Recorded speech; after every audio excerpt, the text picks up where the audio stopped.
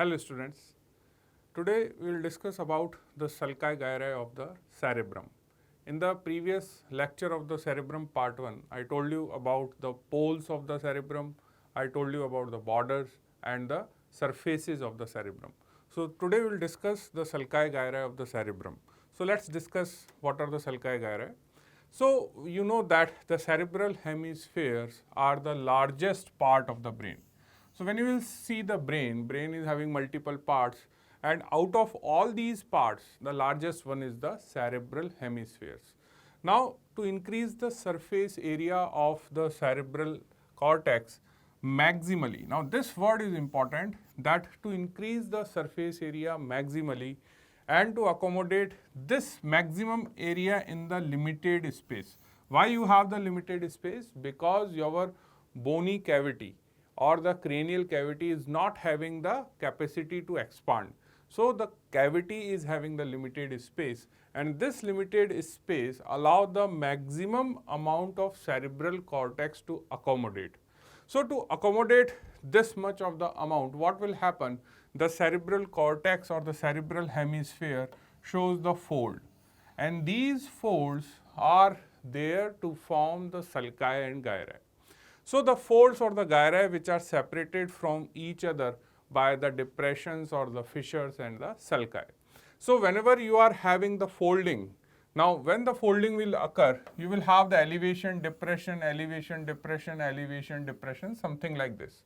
So these elevations are known as gyri and these depressions are known as sulci. So in human brain, when you will see the sulci gyri, and if you will make it smooth, you will realize that the total area is roughly around 2200 centimeter square.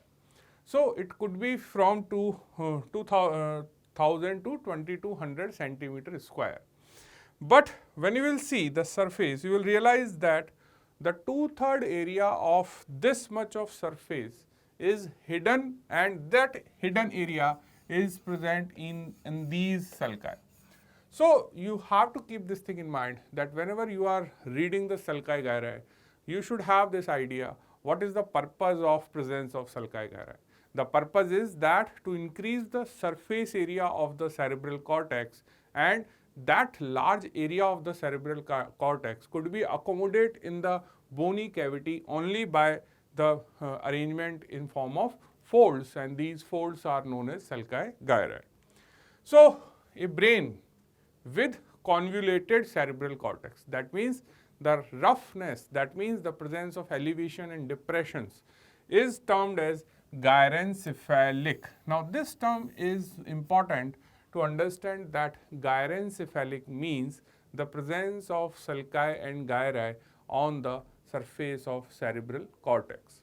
Now if you will have the absence of the sulci gyri, then the cortex is become smooth, and that smooth cortex with absence of sulci gyri is known as lissencephalic cortex.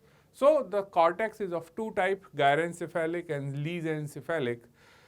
In general, the men and the higher mammals are having the sulci gyri, that means they are having the gyrencephalic brain, while the reptiles, birds and lower animals are not having the sulci gyri, so their brain is smooth, which is known as lissencephalic brain. Clear?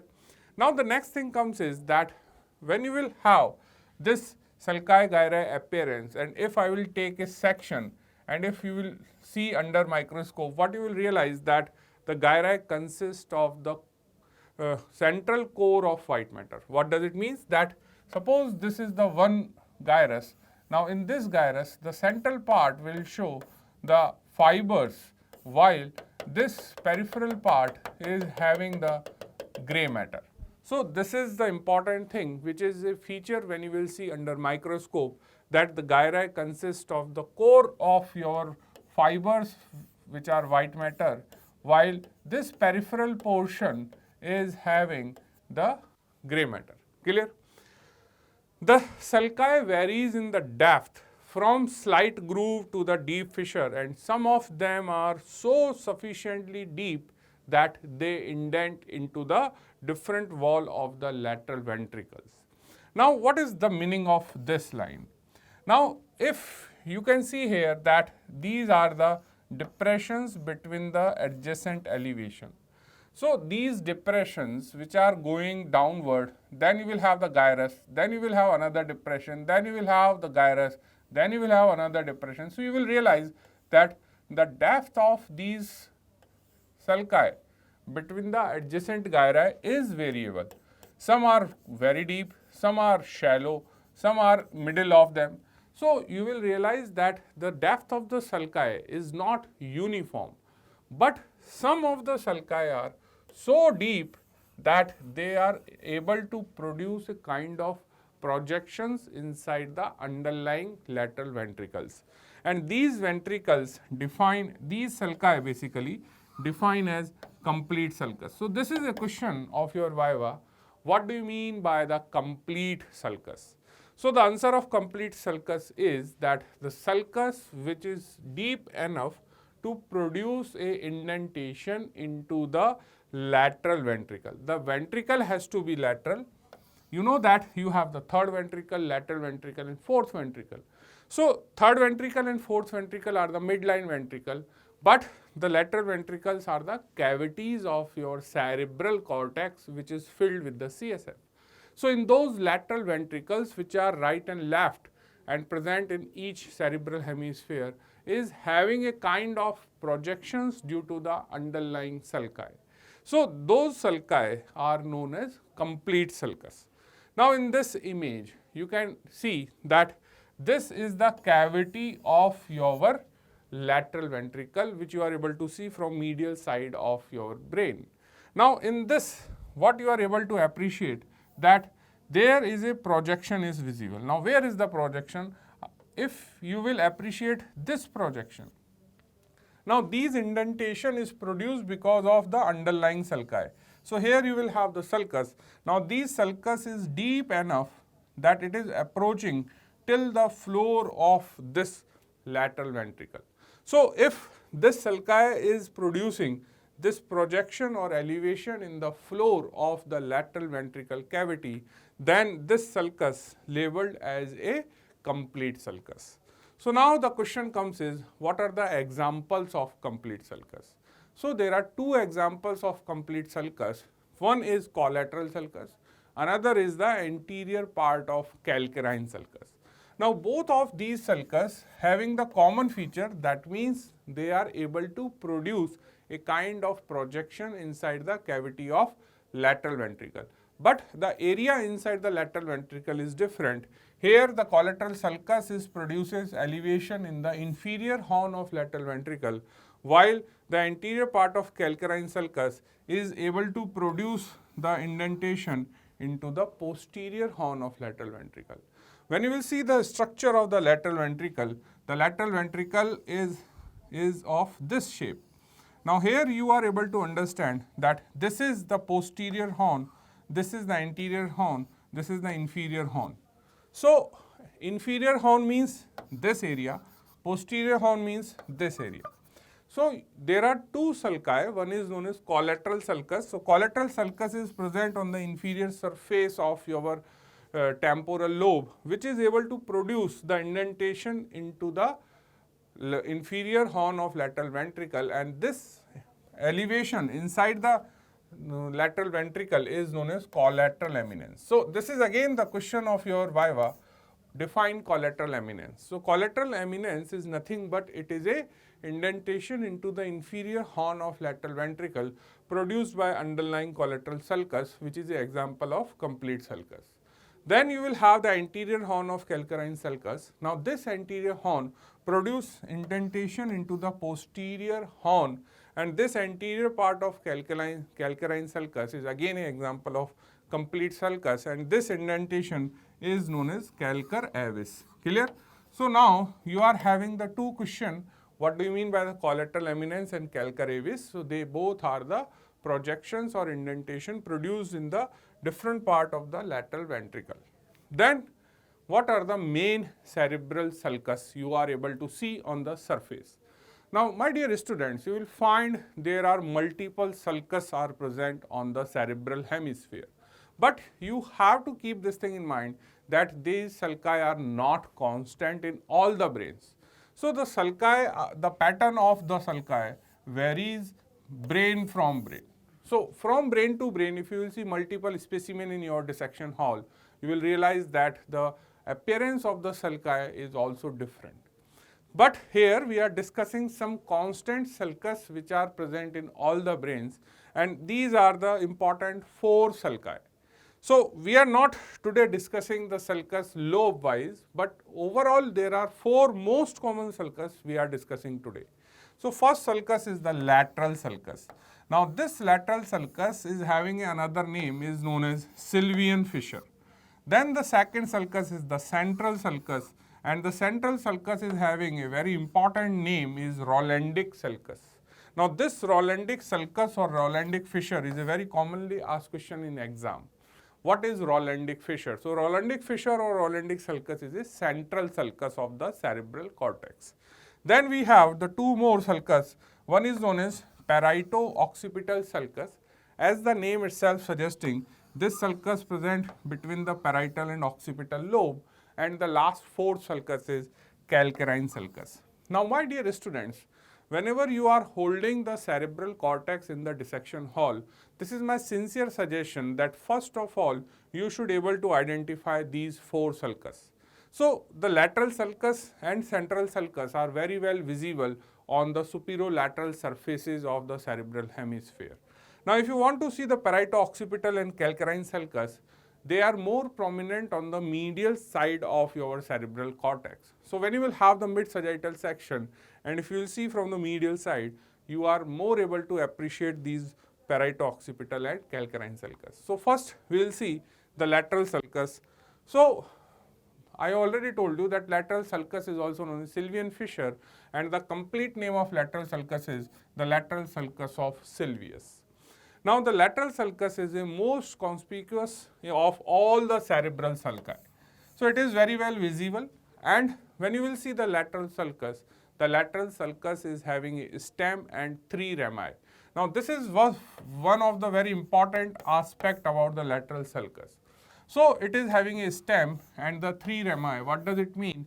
That this is a stem of the lateral sulcus, and one end it will divide into the 3 parts. So this is known as stem of the lateral sulcus, and these 3 are known as rami of the lateral sulcus. So what is the placement of the stem of lateral sulcus?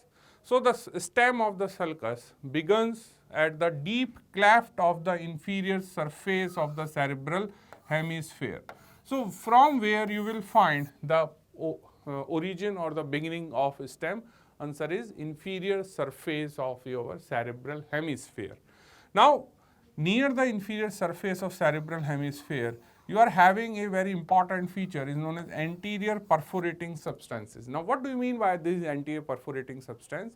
Now, when you will see the inferior surface of the brain, now near the temporal lobe, between the 2 temporal lobe, on both the side, you will find multiple small foraminas. Now, these small foraminas are known as anterior perforating substances, which allow the blood vessels to enter inside the brain.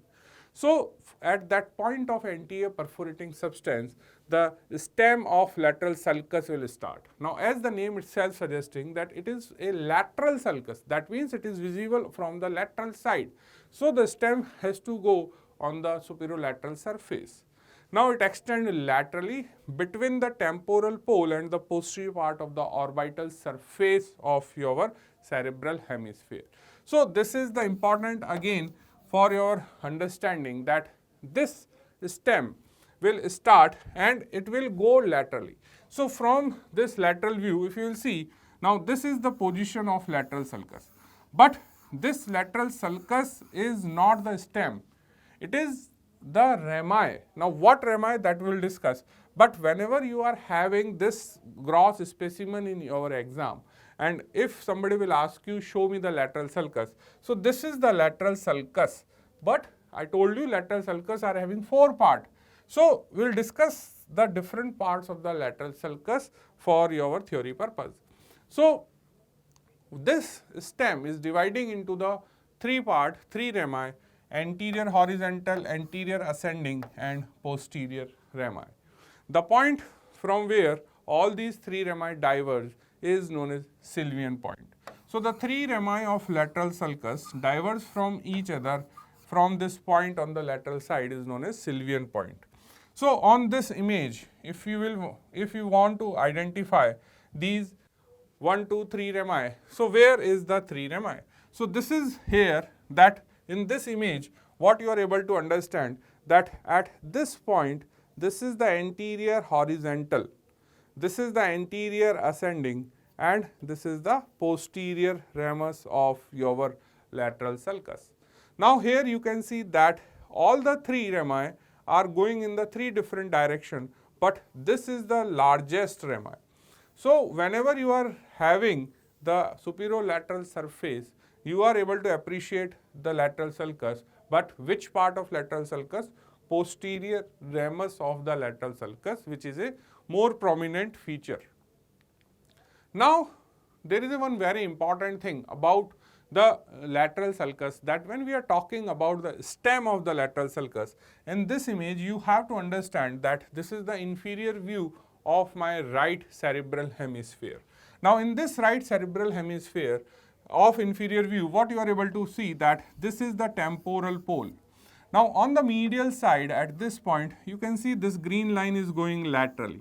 Now this green line is showing the stem of your lateral sulcus. So the lateral sulcus stem starts near the inferior surface of the brain, where you will have the small foramens or anterior perforating substance, and then this is going laterally. So this is the temporal pole of your cerebrum and this is the orbital surface. So in between them you will find this stem. Now for the more understanding of the stem, you have to correlate with the blood supply. Now in this image, if you will fade out the outline of cerebrum, you are able to see that this is the placement of an artery, and this placement of artery is actually in this part of your cerebral cortex. Now what is this part of the cerebral cortex? I just told you it is a stem of the lateral sulcus. So this artery is your middle cerebral artery. It arises again at the same point, which is your this area near the anterior perforating substance, and the artery after taking origin going in lateral direction. So this artery actually occupy this lateral sulcus stem. So this is a very commonly asked question, that stem of the lateral sulcus occupied by which artery? Answer is middle cerebral artery, because the middle cerebral artery taking origin from the internal carotid and then it will take a lateral direction course. Clear? So when you will see the rami, the anterior horizontal ramus is 2.5 centimeter and it passes forward direction into the inferior frontal gyrus.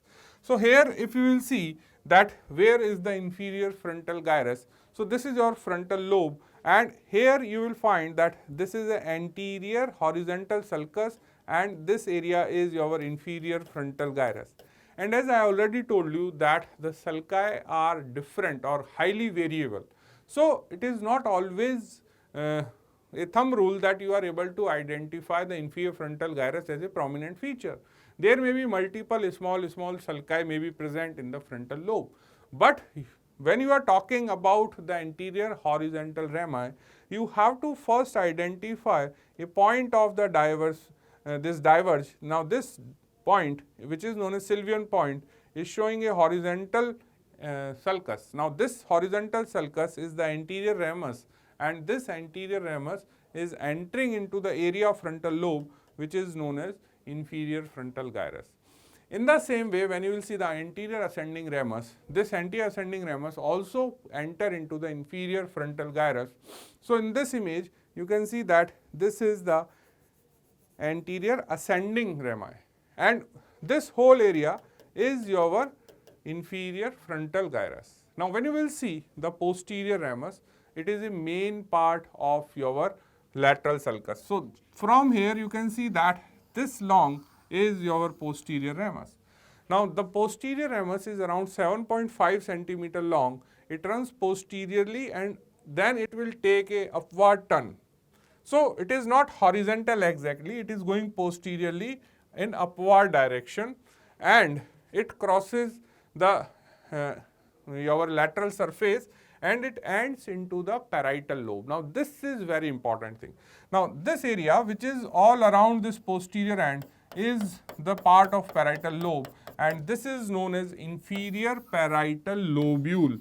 So this is the question of your exam, that which is the area present around the posterior end of this posterior ramus. So you have to identify that the area around the posterior end of this horizontal posterior sulcus of the lateral sulcus is actually the inferior parietal lobule. Clear? So my dear students, there is a most important question regarding the lateral sulcus is that identify this area.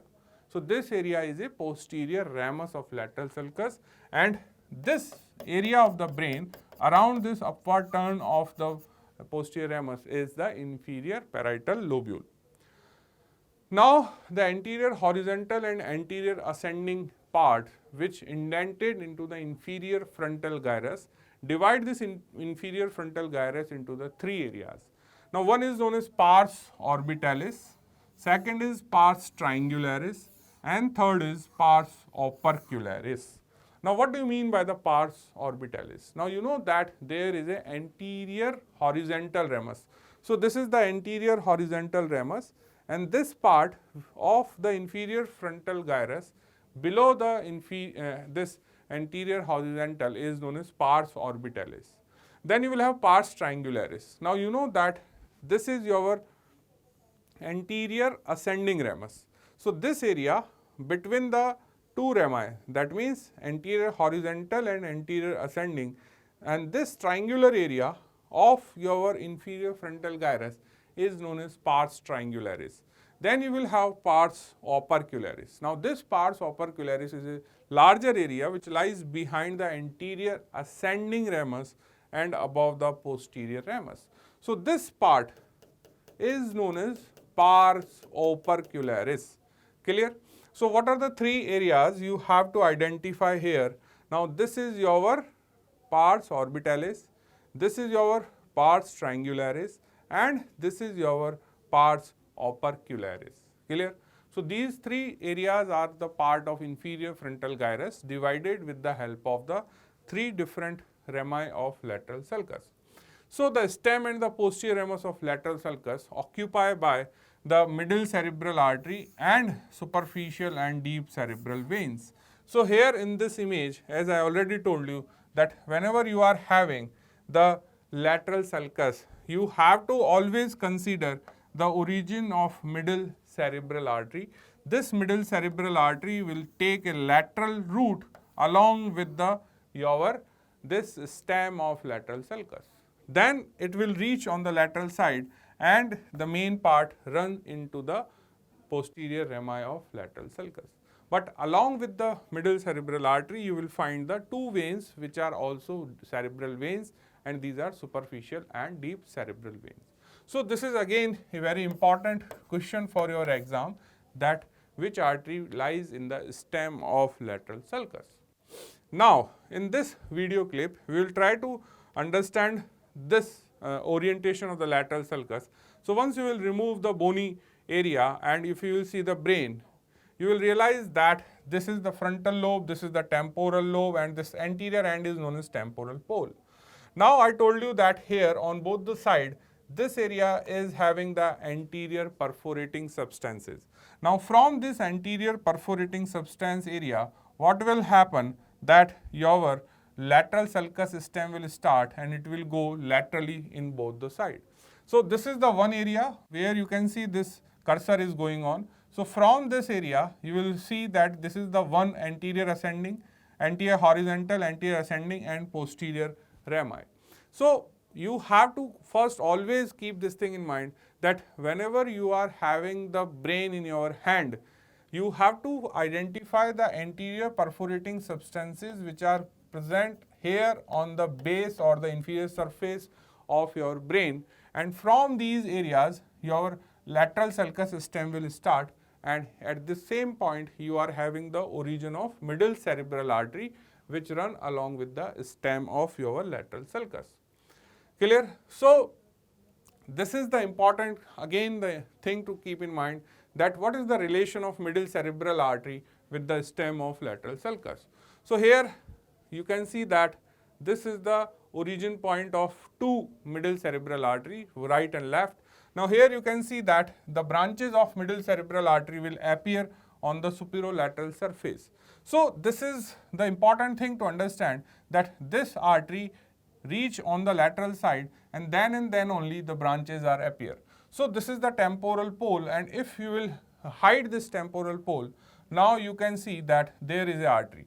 So the artery is present here, and this artery is visible only when we remove this inferior part of the temporal lobe. Clear? Now we will move to the next sulcus, that is the central sulcus or the sulcus of Rolando.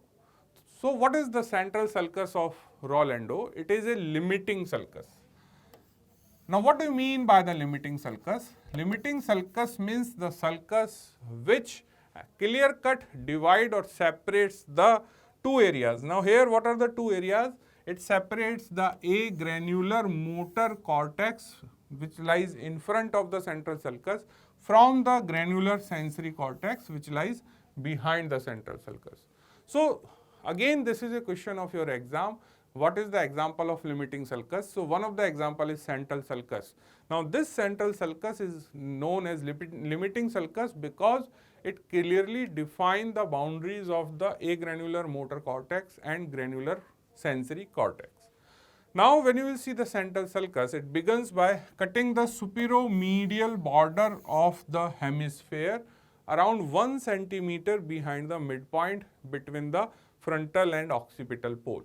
Now in this image, if you will see that these are the two poles, and this is almost the center, but it is not starting from the center, it starts a small 1 centimeter behind the center point.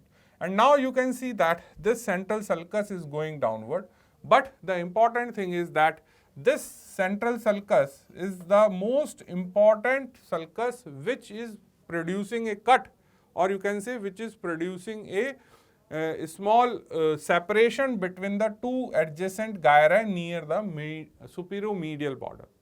So whenever you are identifying or you trying to see the central sulcus, you always follow the superomedial border first. Now near the midpoint of anterior and posterior end of the superomedial border, you will find that one sulcus is creating a kind of cut on the medial border. So if you will clean that area on the superolateral side, you will able to identify the central sulcus. Now this sulcus then runs sinuously. So it is having a spiral course on the superolateral surface, and it is making around 70-degree angle with your mid-sagittal plane. So with this mid-sagittal plane, the sinus course of the sulcus is there, and the angle between these two is around 70-degree. Now when you will see the end point, it ends above the posterior ramus of lateral sulcus. So you know that this is the posterior ramus of lateral sulcus, and above this posterior ramus of lateral sulcus, there is a termination of your central sulcus. Now we will move to the calcarine sulcus. Now as I already told you that calcarine sulcus is a feature of the medial surface of your cerebrum. So you have to take a mid-sagittal section. So here you can see the mid-sagittal section where you can appreciate this is the corpus callosum, this is the septum pellucidum. Now the calcarine sulcus is a feature of the medial surface of the cerebral hemisphere, and it begins as a deep fissure. Now as I already told you that anterior part of calcarine sulcus is more deep as compared to the posterior part. That's why anterior part is able to produce the indentation inside the lateral ventricle, which is an example of complete sulcus. So the calcarine sulcus, the whole part is not the complete sulcus. The depth is different in the whole sulcus.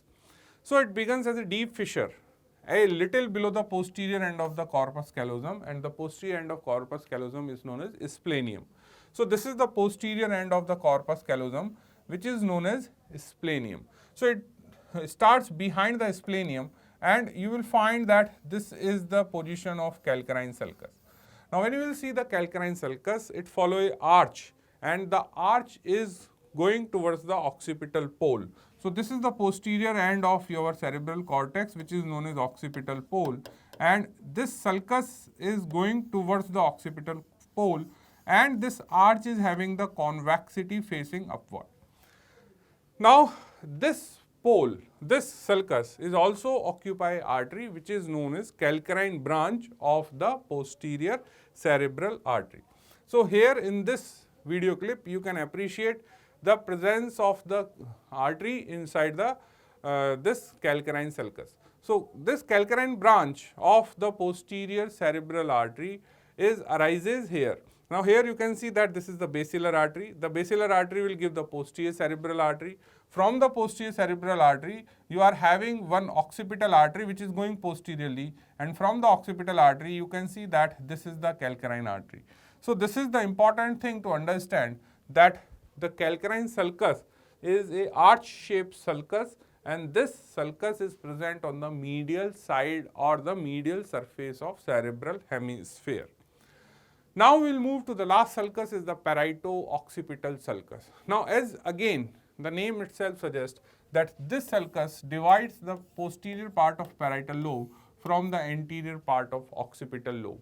So it is a clear-cut demarcation between these two lobes, and the parieto-occipital sulcus is more prominent feature of the medial surface. It is also seen on the posterior area of the superolateral surface, but it is a more prominent feature on the medial surface of cerebrum. Now it begins about 5 cm in front of the occipital pole.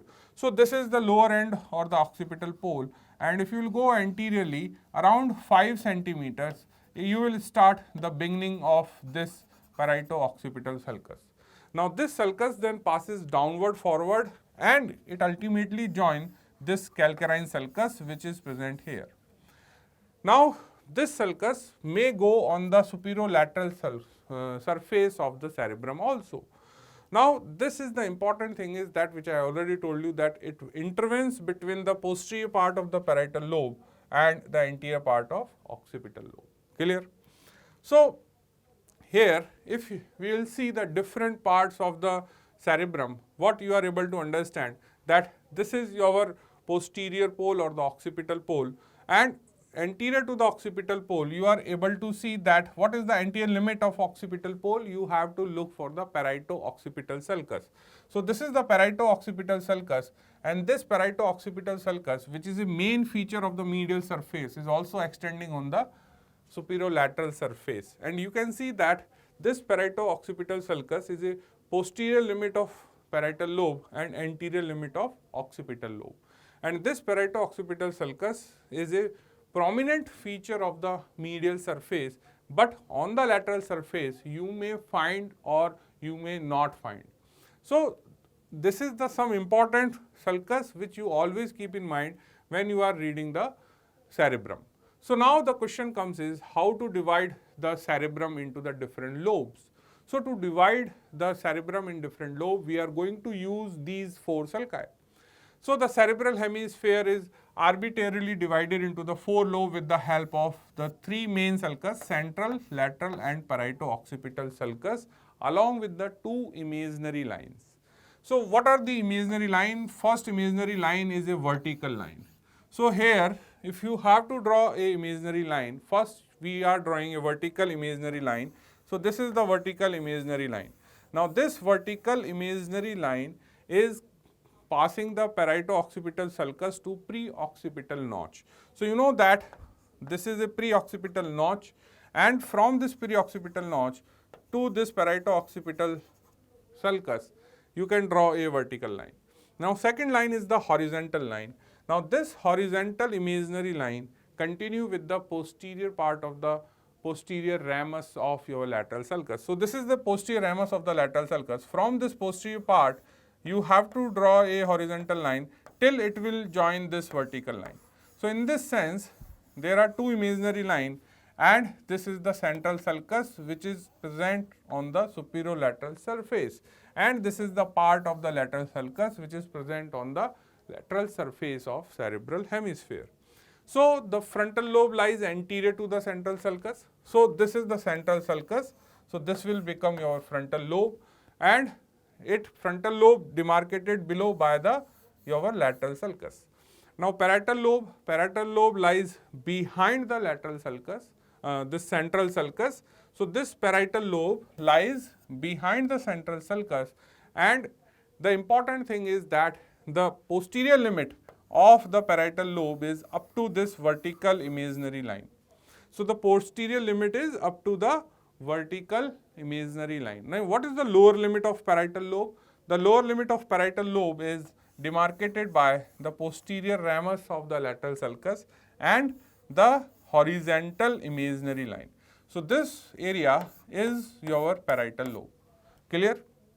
Now what is the temporal lobe? Temporal lobe lies below this horizontal imaginary line and the posterior ramus of your lateral sulcus. So below that you will find the temporal lobe. Now posterior limit of temporal lobe is again the vertical line. So this lower part of the vertical line limits the posterior end of your temporal lobe. Now where is the occipital lobe? So occipital lobe is the area of brain which lies behind this vertical line. And what is vertical line? From the parieto-occipital lobe to the pre-occipital notch. So in this way, whenever you are reading the cerebrum, first you have to identify these four most important sulci. That means the central sulcus, then lateral sulcus, then parieto-occipital sulcus and calcarine sulcus. So then you can correlate this diagram on this specimen which has been given to you in exam. So in this, if I have to draw the different sulci and different lobes, how to identify? So first you have to identify this is the lateral sulcus. Now this lateral sulcus, basically here we are dealing with the posterior ramus, and this posterior ramus ends into the parietal lobe which is known as inferior parietal lobule. Now I will identify the central sulcus. So this is the central sulcus. Clear? So this is the central sulcus which is here. This is the lateral sulcus which is here. So this will become my frontal lobe. This will become my parietal lobe, and this will become my temporal lobe. Now for the occipital lobe, this is your pre-occipital notch. Here you will find the indentation produced by parieto-occipital sulcus. So we will draw a vertical line, and this will become your occipital lobe. Clear? Now this is the medial surface of your cerebral hemisphere. On the medial surface of cerebral hemisphere, the most common finding is your calcarine sulcus. So here you can see that this arch part is calcarine sulcus and this is parieto-occipital sulcus. Clear? So my dear students, whenever you are identifying the different lobes, different sulci gyri on your cerebral hemisphere, this is my sincere suggestion that you should always first identify these four basic sulci, that is central sulcus, lateral sulcus, calcarine sulcus and parieto-occipital sulcus. And on the basis of that, you can divide the cerebral hemisphere into the four different lobes for the study purpose. So this is all for the session. Thank you.